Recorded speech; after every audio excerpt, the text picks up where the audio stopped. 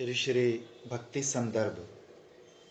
भगवत प्रेम के प्रभाव से कर्म वासना के विनष्ट हो जाने के बाद भी भक्ति का आचरण सुना जाता है, जैसा कि श्री भागवत में श्री भगवान ने कहा है, जैसे अग्नि में तपाने पर सोना मल को त्याग कर अपने विशुद्ध स्वरूप को प्राप्त कर लेता है, उसी प्रकार मेरे भक्ति योग के द्वारा कर्म वासना रूप मल से रहित होकर जीवात्मा मेरे धाम में मेरी सेवा को प्राप्त करता है। मुख्य बात हेर फेर करके वही आई कि भाई अपनी वासना खत्म करनी है। जो कबीर जी ने कहा है, शब्द निरंतर में मन लगा। शब्द निरंतर मतलब जो अपने श्वास में सोहम हो रहा है, या कोई भी अपने नाम में, और मलिन वासना त्याग, सब जगह वही आता है।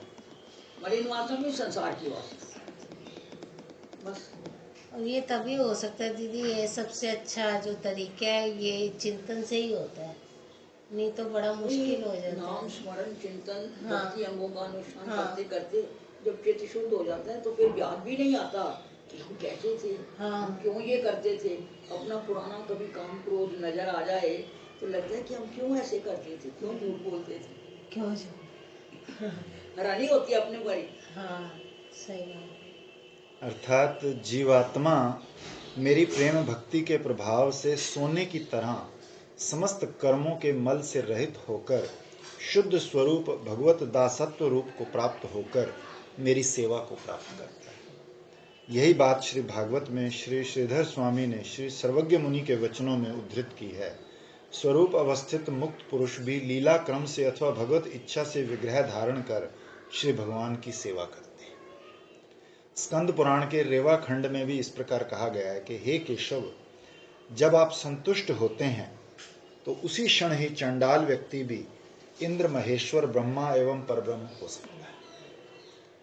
हे अच्युत, जब आप से विमुख होते हैं तब ब्रह्मा ईशान आदि देवता गण भी चंडाल से भी अधिक नीचता को प्राप्त कर लेते हैं। इसलिए श्री भागवत में भगवान कपिल देव ने देवहूति के प्रति कहा है कि जिन चरणों के धोवन से निकली हुई गंगा के पवित्र जल को मस्तक पर धारण करने से साक्षात शिवजी भी शिव रूप मंगलमय हो गए हैं, उन चरणों का जो व्यक्ति ध्यान करता है उसके मन के समस्त पाप रूपी पर्वत मनोवज्र पड़ जाने की भांति ध्वंस हो जाते हैं। अतः उन श्री हरि के चरण कमल नित्य ही ध्यान करने योग्य है। इससे स्पष्ट है कि परम नित्यत्व रूप से भी भक्ति का अभिधेयत्व प्रतिपादित है। आगे श्री भागवत स्वकृत पूरे आदि श्लोक में भगवत भक्ति जीवों की स्वभाव सिद्धा है, ऐसी व्याख्या की। इसी प्रकार दूसरी रीति से तात्पर्य निर्णय करने वाले 6 प्रकार के लक्षणों से भी भक्ति का अभिधेयत्व ज्ञात होता है। श्रीमद् भागवत के उपकर्म तथा उपसंहार में एकत्व ही निरूपण किया गया है, जैसा कि श्री भागवत के उपकर्म रूप में सत्य स्वरूप परमेश्वर का मैं ध्यान करता हूँ, और गीता में भी इस प्रकार जो निरंतर एकांत निष्ठ होकर भक्ति से आपकी उपासना करते हैं आदि प्रसंग में श्री भगवत ध्यान से बिना कष्ट सिद्ध होने के कारण ध्यान करने वाले भक्त योगी को ही युक्ततम कहा गया है। फिर श्री गीता में भगवान ने स्वयं कहा है कि मुझसे परतर श्रेष्ठ किंचित मात्र भी और दूसरी वस्तु नहीं है, तथा फिर कहा है कि ब्रह्म की प्रतिष्ठा मैं ही हूँ। इन वचनों से श्री भगवान के रूप में ही पर तत्व का पर्यवसान होता है।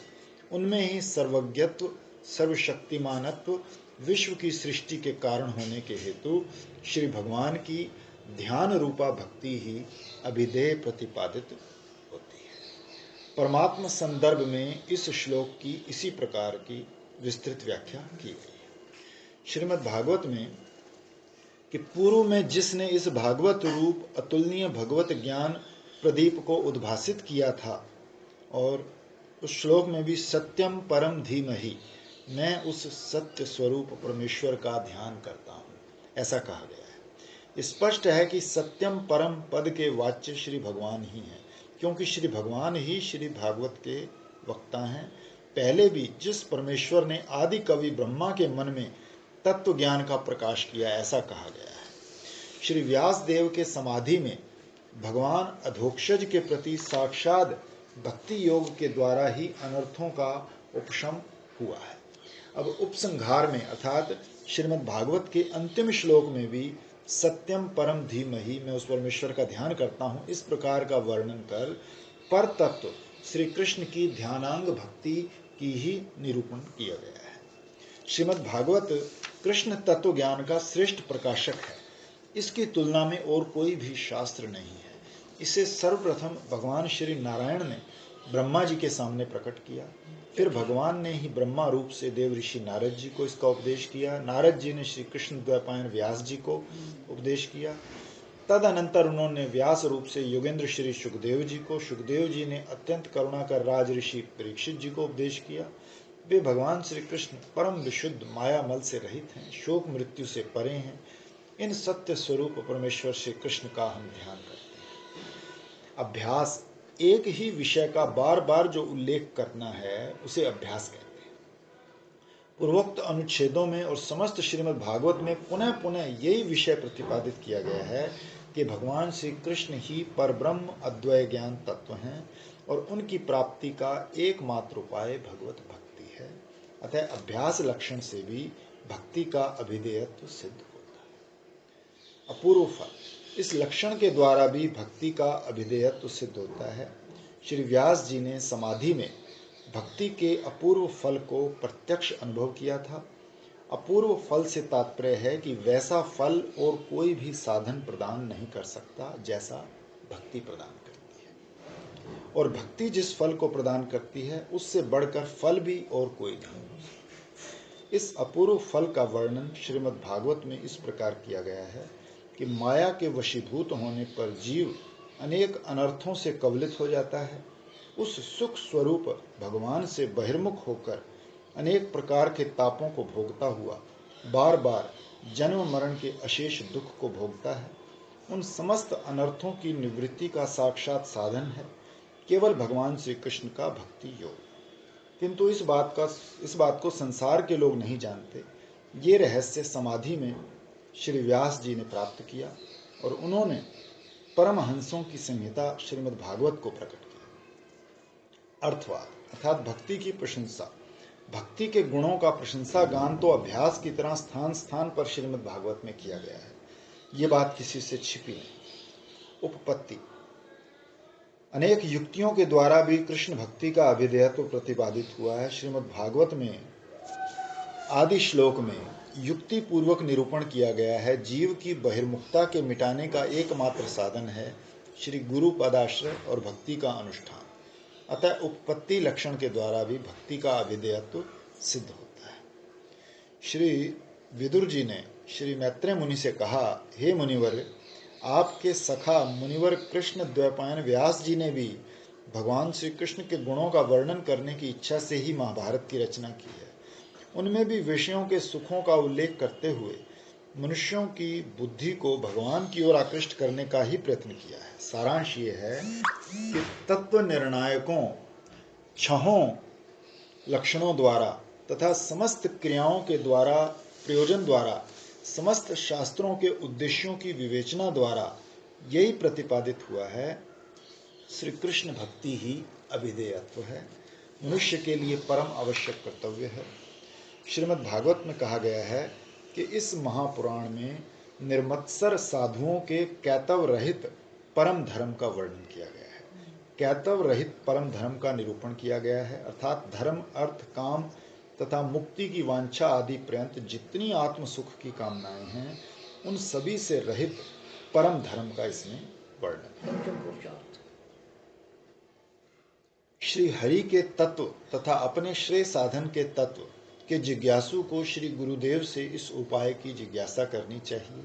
विधि निषेध के द्वारा सदा सर्व स्थान पर जो विद्यमान रहता है, इस चतुश्लोकी के पहले 3 श्लोकों में ज्ञान, विज्ञान तथा रहस्य, इन तीनों के विषय में कहा गया है। चतुश्लोकी के उन पहले श्लोकों की भी क्रम पूर्वक भगवत संदर्भ के अनुच्छेद संख्या 65 में विस्तृत व्याख्या की जा चुकी है।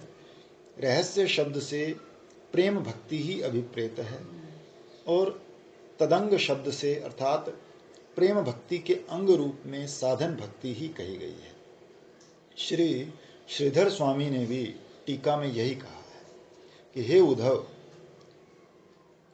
जिसमें मेरा साक्षात स्वरूप भूत धर्म विद्यमान है, वो वेद रूप भगवत वाणी प्रलय में विलुप्त हो गई थी।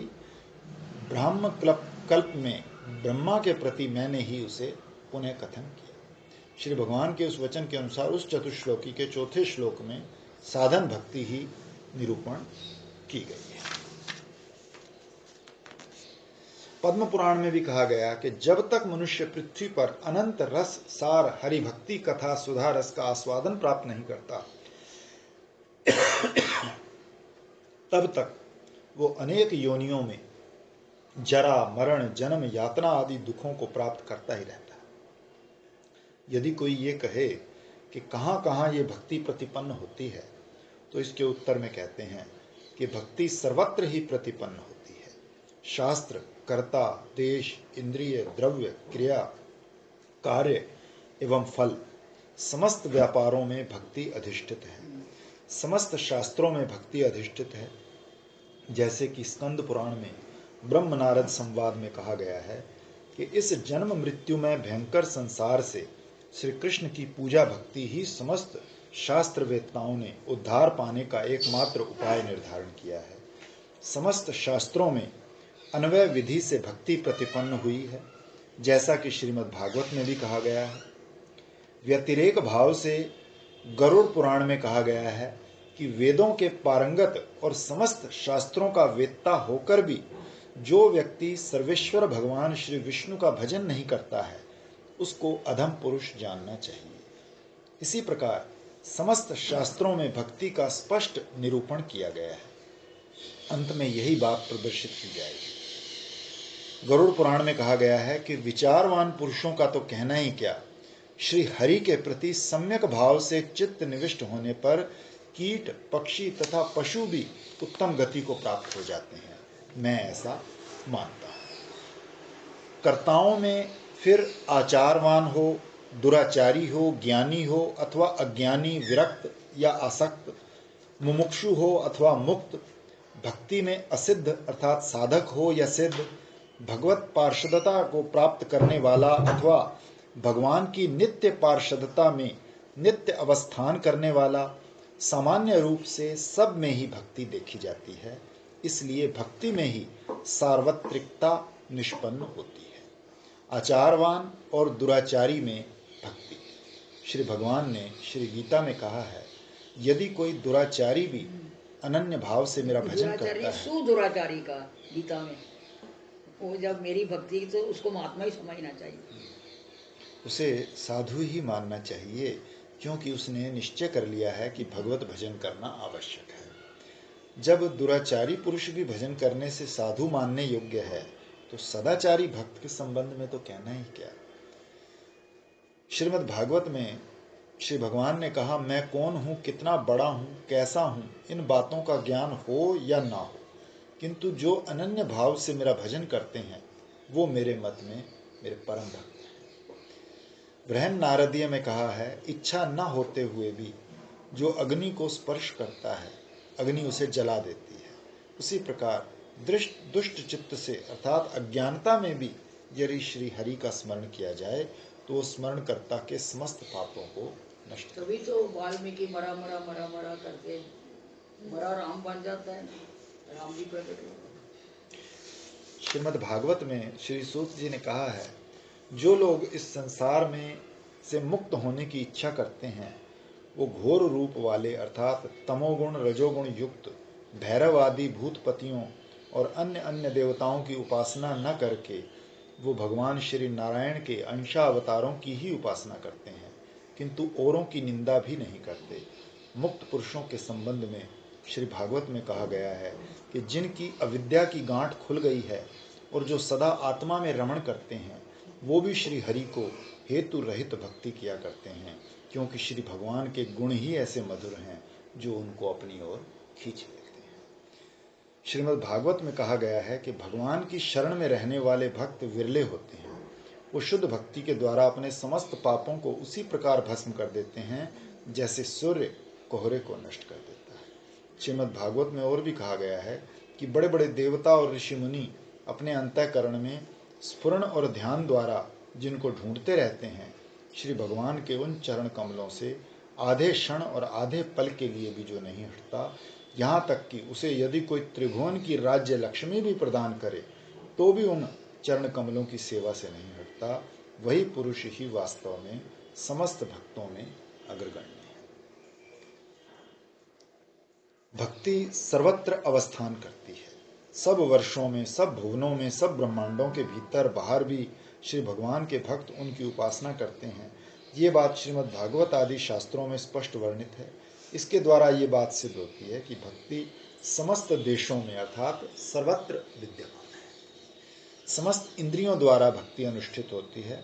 ब्रह्मा आदि देवताओं ने मानस उपचार के द्वारा परमानंद श्री कृष्ण की सेवा की। वाणी और मन से अगोचर भगवान को उन्होंने साक्षात प्राप्त किया। समस्त द्रव्यों में भक्ति का अवस्थान। श्रीमद् भागवत में भगवान ने कहा है, जो व्यक्ति प्रेम से पत्र पुष्प फल जल जो भी वस्तु मुझे अर्पित करता है, मैं उस प्रेम उपहार को केवल स्वीकार ही नहीं शीघ्र भोग भी लगा लेता हूँ। समस्त क्रियाओं में भक्ति का अवस्थान। पत्ते भी खा लेता है। श्री नारद जी ने कहा, हे वसुदेव जी, ये भागवत धर्म रूपी भक्ति एक ऐसी वस्तु है जिसे कानों से सुनने, वाणी से उच्चारण करने, चित्त से स्मरण करने, हृदय से आदर करने तथा भक्ति आचरण करने वालों का अनुमोदन करने से मनुष्य उसी क्षण पवित्र हो जाता है। तभी तो हम भी पत्ते खा रहे हैं ना, हम भी तो रोज पत्ते आज हमने भी तो पत्तों की सब्जी खाई है। चाहे वो देवद्रोही तो क्या विश्वद्रोही ही क्यों ना। समस्त कामनाओं के फल में भक्ति का अवस्थान। श्रीमद् भागवत में कहा है, जो उदार बुद्धि व्यक्ति है वो चाहे निष्काम हो, धर्म अर्थ काम आदि की कामना युक्त हो, यहाँ तक कि मुक्ति की कामना रखता हो, उसे परम पुरुष भगवान श्री कृष्ण की दृढ़ता पूर्वक भक्ति ही करनी चाहिए।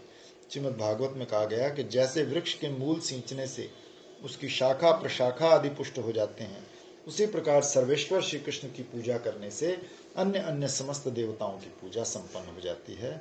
जिन कामनाओं की पूर्ति के लिए उन देवताओं की आराधना की जाती है, वो समस्त कामनाएं पूर्ण हो जाती हैं।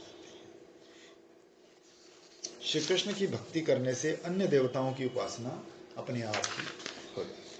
तो अवतार ही है, सब अवतार उनमें स्थित हैं।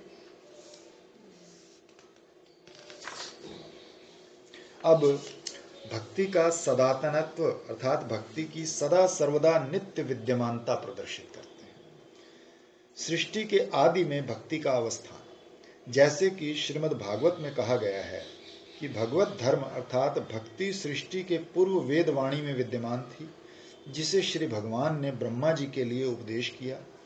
सृष्टि में भक्ति की विद्यमानता अनेक स्थानों पर निरूपण की गई है और स्पष्ट दिखने में आती है।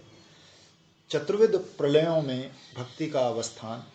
श्रीमद् भागवत श्री विदुर जी ने श्री मैत्रेय जी से प्रश्न किया कि महद आदि तत्वों का प्रलय कितने प्रकार का है, तथा भगवान जब योग निद्रा में शयन करते हैं तब उनमें कौन कौन तत्व उनकी सेवा करते हैं और कौन उनमें लीन हो जाते हैं।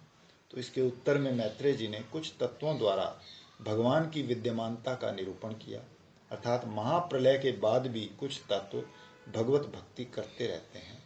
सब युगों में भक्ति का अवस्थान। श्रीमद् भागवत में कहा गया कि जिस फल अथवा गति की प्राप्ति सतयुग में भगवान श्री विष्णु के ध्यान से और त्रेता युग में यज्ञ आदि अनुष्ठान से तथा द्वापर युग में भगवत पूजा से प्राप्त होती है, वही कलयुग में श्री हरिनाम संकीर्तन से प्राप्त होती है। अधिक क्या, श्री विष्णु पुराण में कहा गया है कि जो मुहूर्त व जो क्षण भगवान के चिंतन भजन के बिना बीत जाता है, वो मुहूर्त व क्षण ही जीव के पक्ष में महाहानि, महादोष तथा मोह और विभ्रमकारी है। सर्व अवस्थाओं में भक्ति का अवस्थान। गर्भावस्था में श्री प्रहलाद जी को श्री नारद जी ने हरि कथा का श्रवण कराया था, ये बात प्रसिद्ध है। बालकपन में श्री ध्रुव आदि ने भक्ति का आचरण किया। यौवन अवस्था में श्री अम्बरीश आदि में भक्ति वर्तमान थी। वृद्धावस्था में धृतराष्ट्र आदि में भक्ति विद्यमान थी। मरण काल में अजामिल में भक्ति का उदय हुआ। स्वर्ग में वास करते समय श्री चित्रकेतु में भक्ति अवस्थान करती थी। श्री नरसिंह पुराण में कहा गया कि नरक में पड़े लोगों ने जिस भाव से श्री हरिनाम संकीर्तन किया, और वैसे वैसे हरि भक्ति प्राप्त कर स्वर्गलोक को चले गए। इसलिए दुर्वासा मुनि ने कहा है कि हे प्रभु, मैंने आपके परम प्रभाव को न जानने के कारण आपके प्रिय भक्त राजा अम्बरीश को अपराध किया। आप मेरी रक्षा कीजिए। आपके तो नाम का उच्चारण करने से नरक में निवास करने वाले जीव भी मुक्त हो जाते हैं। तो श्रीमद् भागवत में और भी कहा गया कि जो लोग लोक या परलोक की किसी भी वस्तु की इच्छा करते हैं या संसार दुख का अनुभव कर विरक्त होकर मोक्ष पद की प्राप्ति करना चाहते हैं, उन साधकों के लिए तथा योग संपन्न सिद्ध पुरुषों के लिए भी समस्त शास्त्रों ने यही निर्णय कर रखा है कि वो श्री भगवान के नामों का प्रेम से संकीर्तन करें। श्री भगवान जनार्दन में जिसकी भक्ति है उसे फिर अनेक शास्त्रों के अनुशीलन से क्या प्रयोजन, तपस्या यज्ञ अथवा हजार हजार अश्वमेघ यज्ञों के अनुष्ठान से क्या लाभ। बड़े बड़े तपस्वी, दानी, यशस्वी, मनस्वी, सदाचारी, मंत्रवेत्ता जब तक अपनी साधनाओं को तथा अपने आप को श्री भगवान के चरणों में समर्पित नहीं कर देते, तब तक उनको कल्याण की प्राप्ति नहीं हो सकती। जिन श्री भगवान की ऐसी महिमा है, उस कल्याणमयी कीर्ति वाले भगवान को बार बार नमस्कार है। जहाँ भगवत कथा की अमृतमयी गंगा नहीं बहती, जहाँ उसके उद्गम स्थान भगवत भक्त साधु जन निवास नहीं करते, जहाँ समारोह के साथ श्री भगवान यज्ञ पुरुष की पूजा नहीं की जाती, वो चाहे ब्रह्मलोक ही क्यों ना हो, उसका सेवन नहीं करना चाहिए। अन्वय व्यतिरेक भाव से सदा और सर्वत्र दोनों का समष्टिगत भाव से श्री भागवत में वर्णन है कि संसारिक जीवों के लिए श्री हरि की प्रसन्नता विधान करने वाली भक्ति को छोड़कर नित्य परम कल्याण करने वाला दूसरा मार्ग और नहीं है। ये बात आरंभ में ही कहकर उपसंहार में फिर से यही कहा गया। इसलिए हे राजन, सर्व अंतःकरण से, देह, मन, इंद्रियों से, सब स्थानों पर और हर समय श्री हरि ही एकमात्र मनुष्यों के लिए श्रवणीय, कीर्तनीय और स्मरणीय है। जैसे श्रीमद् भागवत के श्लोक में निर्गतम शब्द का अर्थ जीव मात्र किया गया है। इस श्लोक का भावार्थ ये है कि तत्ववेत्ता लोग श्री भगवान के चरणों की उपासना को जीव मात्र की एकमात्र गति कहते हैं, क्योंकि जीव समस्त शक्तिधर आपका अंश है।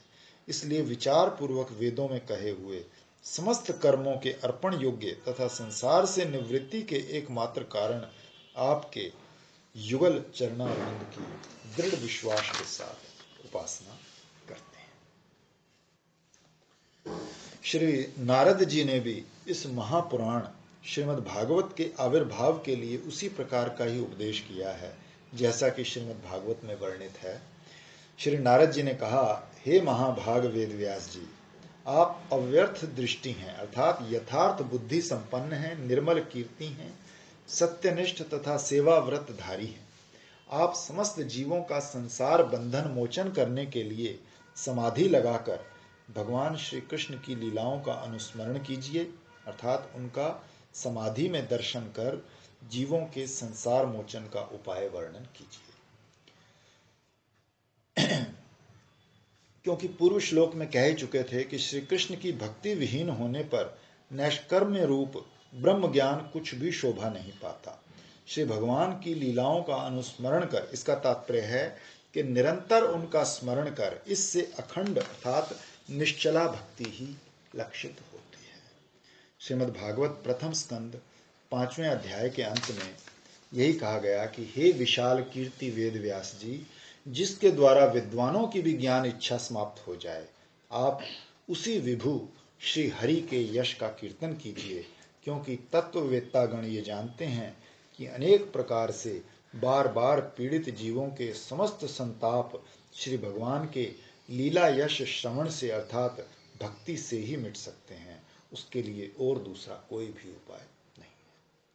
श्री व्यास देव जी ने भी इस महापुराण श्रीमद् भागवत के प्राकट्य के आरंभ में भक्ति को ही परम कल्याण प्रदायनी रूप में समाधि में अनुभव किया। ये बात प्रथम संदर्भ तत्व संदर्भ में भक्ति योगेन मनसी इस प्रकरण में प्रदर्शित की जा चुकी है।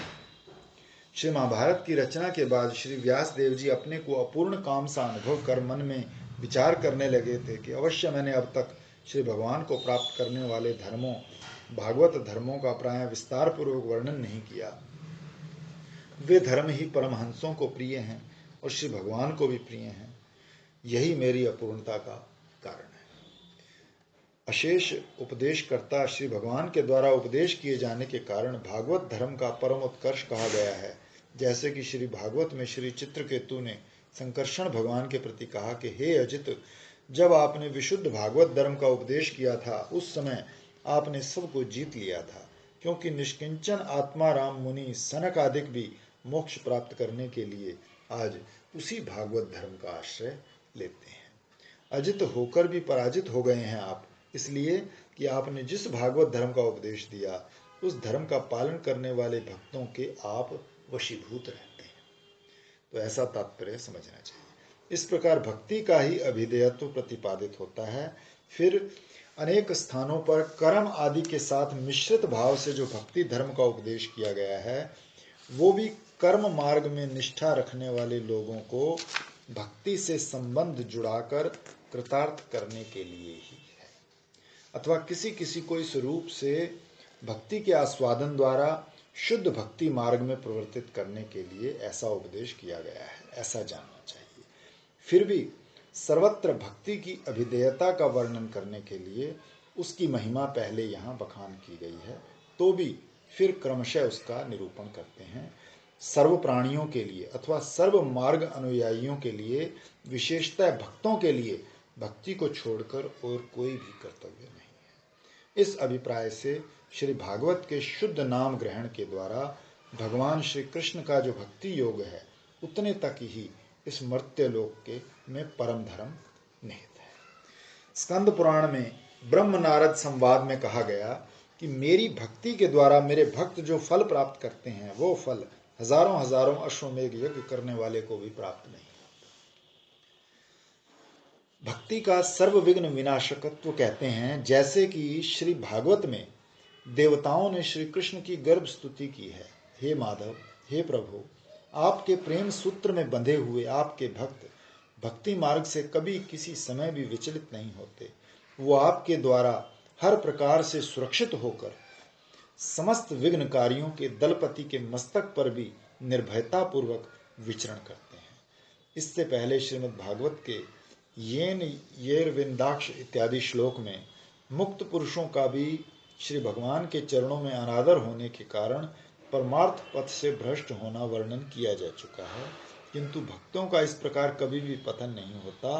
उक्त श्लोक का यही अभिप्राय है कि जैसे भक्तिहीन मुक्त अभिमानी लोग परम पद प्राप्त अवस्था पर पहुंचकर भी भ्रष्ट या पतित हो जाते हैं, श्री भगवान के भक्त साधन अवस्था में भी उस प्रकार कभी पतित नहीं होते। फिर परम पद अवस्था से पतन होने की तो बात ही क्या, क्योंकि श्री वृत्रासुर, गजेंद्र, भरत आदि भक्तगण के पूर्वले उच्च जन्म के बाद दूसरे निकृष्ट जन्म प्राप्त होने पर भी उनमें भक्ति वासना का अनुसरण देखा जाता है। वासना भाष्य में कहा गया है कि मुक्त गण भी यदि अचिंत्य महाभक्ति संपन्न श्री भगवान के प्रति अपराध करते हैं तो उनमें भी पुनः संसार वासना उत्पन्न हो उठती है। इस वचन से ये सिद्ध होता है कि मुक्त गण भी संसार वासना के अधीन हो जाते हैं, अथवा जो निस्संदेह रूप से श्री भगवान के चरणारविंद के प्रति अनादर करते हैं वही उक्त श्लोक के अनुसार बहिर्मुख होने के कारण अधः पतित होते हैं। श्रीमद् भागवत में श्री भगवान ने कर्दम ऋषि के प्रति कहा है कि हे प्रजापते, एकाग्र चित्त से मेरा भजन करने वाले भक्तों का, विशेषतः आप जैसे धर्म वेत्ताओं के द्वारा बताया हुआ मेरा भजन पूजन कभी निष्फल नहीं होता। श्लोकस्थ संग्रभित आत्मा शब्द का अर्थ है कि जिनके मन बुद्धि आत्मा श्री भगवान में आबद्ध हैं, ऐसे भक्तजन। तो श्री भागवत में कहे हुए ये वचन भी उदाहरण रूप में ग्रहणीय हैं कि विषय भोग में खिंचे चले जाने वाले अजितेंद्रिय प्राकृत भक्त श्री भगवान की प्रबल भक्ति के प्रभाव से अभिभूत नहीं होते। यहाँ बाध्यमानत्व शब्द से भक्तों का कभी कभी श्री भगवत ध्यान से दूसरी ओर आकर्षित हो जाना समझना चाहिए। भक्तों का विषयों द्वारा अनअभिभूत अर्थात पराजित न होने का तात्पर्य ये है कि जैसे कि श्रीमद् भागवत में कहा गया कि जिस भक्त में भगवत कथा में श्रद्धा उत्पन्न हो चुकी और संसारिक कार्यों से वैराग भी हुआ है, तो वो समस्त कामनाओं को दुख रूप जानकर भी यदि उन्हें त्याग करने में समर्थ नहीं होता, तो उसे विषयों की निंदा और अपने दुर्भाग्य समझते हुए दृढ़ निश्चय से मेरा भजन करना चाहिए। तात्पर्य ये है कि विषयों की ओर आकृष्ट होते हुए भी भक्त उनको दुख रूप समझता है कि ये उनकी ओर अपनी भी निंदा करता है, और यही विषयों द्वारा अभिभूत ना होना है। फर्क ये है ना कि भक्त को असमर्थ होते हुए भी एक बलवान का आसरा है कि मेरा कोई है बचाने वाला, जिसको मैं प्रार्थना करूं तो मुझे इनसे छुड़ा देगा। और ज्ञानी को, योगी को अपना बल है जिससे कि उसका पतन होता है, उसको बचाने वाला नहीं। अब भक्ति का दुष्ट जीवों के भय को भी भक्ति निवारण करने वाली है। श्री भागवत में श्री नारद जी ने युधिष्ठिर के प्रति कहा है कि बड़े बलवान हाथियों से कुचलवाने पर, विषैले सांपों से डसवाने पर, कृत्य आदि मारण उपचारों से पर्वत की चोटियों से गिराने पर, गर्त में दफनाए जाने पर, विष पान कराने पर, भूखा मारने, बर्फ आंधी अग्नि समुद्र में गिरवाने, पर्वतों के नीचे दबवाने से भी जब राक्षस राज हिरण्यकश्यपु अपने निष्पाप पुत्र श्री प्रहलाद को मार नहीं सका, तो उसे बड़ी भारी चिंता हो उठी। वो प्रहलाद को मारने का कौन सहारा है जो ये ऐसा मरता ही नहीं किसी से। श्री विष्णु पुराण में कहे गए ये वचन भी स्मरण रखने योग्य हैं कि वज्र की नोक के समान कठोर इस हाथी के दांत जो मेरा स्पर्श करते ही चूर चूर हो गए, श्री प्रहलाद जी ने कहा ये मेरा बल नहीं है, ये श्री जनार्दन भगवान के स्मरण का पावरफुल आदमी का बल है ना, भगवान का महाविपत्ति का बल पर नहीं, पाप विनाशकारी प्रभाव है। श्री बृहद नारदीय पुराण में कहा गया है कि जहाँ विष्णु पूजा परायण भक्त रहते हैं वहाँ कोई विघ्न बाधा नहीं डाल सकता। क्या राजा, क्या चोर, क्या व्याधि, कोई भी वहाँ उपद्रव नहीं कर सकते। प्रेत, पिशाच, गण देवता, ग्रह, बाल ग्रह, डाकिनी, राक्षस आदि कोई भी श्री अच्युत भगवान के भक्त को पीड़ा नहीं दे सकते। शर्त ये है ना कि हमारा उस अच्युत भगवान में दृढ़ निश्चय होना चाहिए ना, हमारी रक्षा करेंगे। अगर हमारा अपना निश्चय ही दुर्लभ है तो फिर सब आक्रमण करेंगे, तो मौका देखते हैं। श्रीमद् भागवत में श्री मैत्रेय जी ने श्री विदुर जी के प्रति कहा है, हे विदुर जी, जरा आदि शारीरिक शोक आदि मानसिक अनावृष्टि दैविक तथा शत्रु मनुष्य भौतिक क्लेश श्री हरि के चरण आश्रित व्यक्ति को कैसे दुख पीड़ा दे सकते हैं। श्री गरुड़ पुराण में भी यही बात कही गई। जिसके हृदय में श्री मधुसूदन अवस्थान करते हैं उसे दुर्वासा ऋषि का भयानक शाप और इंद्र का तीक्ष्ण वज्र भी नष्ट करने में समर्थ नहीं है। अब भक्ति का पाप नाशकत्व कहते हुए पहले अप्रारब्ध पाप नाशकत्व वर्णन करते हैं कि हे उद्धव, जैसे धधकती हुई आग लकड़ियों के बड़े ढेर को भी जलाकर खाक कर डालती है, वैसे ही मेरी भक्ति समस्त पाप पुंजों को पूर्णतया नष्ट कर डालती है। श्री श्रीधर स्वामी टीका में लिखते हैं कि भोजन आदि पकाने के लिए जलाई हुई अग्नि जैसे लकड़ियों को भस्म कर देती है, उसी प्रकार वाणी आदि इंद्रियों से आचरण की हुई मेरी भक्ति समस्त पापों को जला देती है।